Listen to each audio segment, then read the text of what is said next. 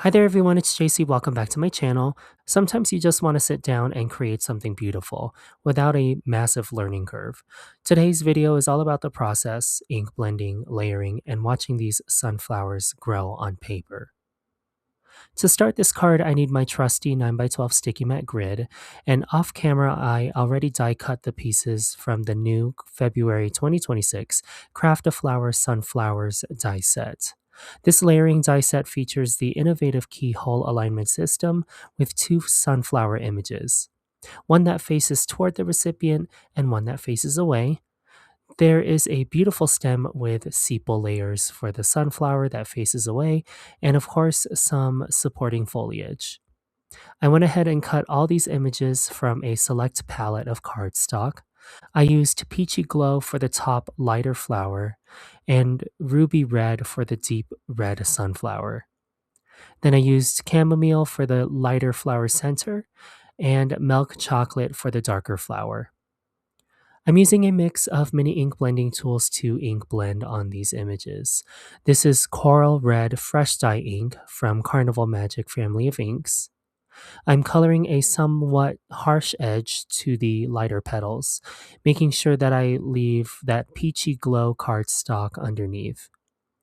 I'll deepen these layers with even lesser layers of cherry sweet, then the darkest value rhodolite. I wanted to make the centers even darker, so I used jet black fresh dye ink and my dedicated black color blending tool. For the deeper sunflower, I used just rhodolite on the center of the flower. Now you're going to see some speckling on the center of the red sunflower. I should have taken my own advice and did a dry fit of all the elements, because in the end you won't see this. I'll do something similar later in this video. For now, I'll move on to the flower centers for the bright red and deep red sunflowers. I'm starting with Apricot Frost from Desert Dreams, and I'm blending a concentrated color of this on the edges of the sunflower center layers. I wanted to give all of the flower center layers a domed appearance on my final card front. I'll move down the value of inks in Desert Dreams and use cocoa cream to deepen the edges. I'll switch to a micro blending brush in the number 10 size to fill the edges of the smallest flower center layer, still with cocoa cream. Then moving on to the darkest value of ink in Desert Dreams, I'll use Choco Hazelnut to blend on the edges of the smaller layer to the flower center. While I have Choco Hazelnuts out, I'll use it to blend on the darker milk chocolate cardstock layers. Again, getting that nice gradient on the edges of the sunflower center. Then I'll make this even darker with jet black fresh dye ink. Next, I'll bring in the foliage for the sunflowers. Sagestone was the perfect green cardstock for the sunflower leaves. Usually, I just apply a gradient of ink to deepen the base of leaves, but this time I wanted to replicate the texture of the trichomes on the sunflower foliage. In order to do that, I'll start with Jade from Frosted Foliage Fresh Dye Ink Set.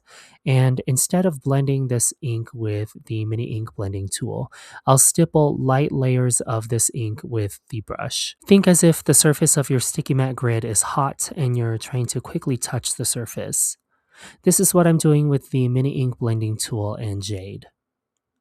I'll repeat this with Forest Fern Fresh Dye ink, still from Frosted Foliage, and make sure I'm applying a light layer of this stippled ink to random areas of the foliage. Now comes the part where we can assemble this card. I'm simply gluing and stacking these layers, following the layering guide found in the product packaging. Since both of these images are the same, I can layer and glue them the same way.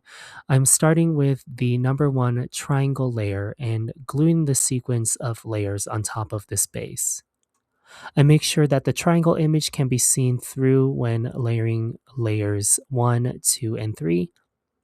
Then you can just follow the shape of the die cuts to align the flower centers together. It's so easy. Probably describing this is harder than actually assembling the flower in your craft room. I did add some deeper color to the flower center base layer, the fourth piece of cardstock after gluing the number 3 triangle layer, so that the very center of the sunflower is very dark. I used Choco Hazelnut to color that in. This is the part where I fixed the flower center in the darker ruby sunflower. I'm using Woodless watercolor pencils to stipple color on the center. I picked Woodless watercolor pencils because I knew I could control the opacity of this color so that it would actually show up on the dark cardstock. If I used regular watercolor, the transparent nature of the watercolor layer would not have been visible on the dark cardstock. By using less water and more pigment, you can apply woodless watercolor to cardstock and have it show true to color generally. It just depends on how concentrated you make the pigment. I'm going to switch out my sticky mat grid for the original size stamp wheel. On my SlimGrip mat, I have a 4¼ by 5½ inch panel of Sicilian amber. I'll quickly draft an arrangement of the sunflower images and foliage. I want to stamp these small foliage layers from Creative Labels stamp set directly onto this panel. I'm positioning my stamps where I want them on my cardstock panel, and once I'm happy with the placement, I'll use the stamp wheel flip plate to pick up the stamps and then move my die cut elements out of the way. I used eucalyptus and a slight halo of forest fern fresh dye ink to stamp these layers. They won't be very prominent on my card, so I'm not too worried about their exact placement. Next, I'll prepare my sentiment. I used one of the Creative Labels Big Hugs sentiments and white heat embossed it onto the same Sicilian amber cardstock. Side note about Creative Labels, this was an exclusive release for Secret Garden. I had a little input as to what I wanted to see on the retreat, and Creative Labels was one of the products that stemmed from that image. Before gluing down all my die cut layers and sentiment to my card panel background, I'll add a halo of forest fern fresh dye ink, which I did not take out far enough on the final card, but oh well. Then I'll foam mount and assemble my card front. Before I add the sentiment, I'll add my favorite pure white ink spray splatter, then further embellish this card with crystal moonlight stellar sequins. Then I purposefully left this area of the arrangement open for my big hugs sentiment. And with those final sequins in place, the sunflower arrangement is complete. I love how the stippled ink gave those leaves that realistic scabrous texture without needing a ton of complicated techniques. Sometimes letting the dies and a few thoughtful ink choices do the heavy lifting is exactly what a creative reset needs. I hope this inspired you to dust off your layering dies and just play. Thanks so much for spending part of your day with me. I'll see you again very soon.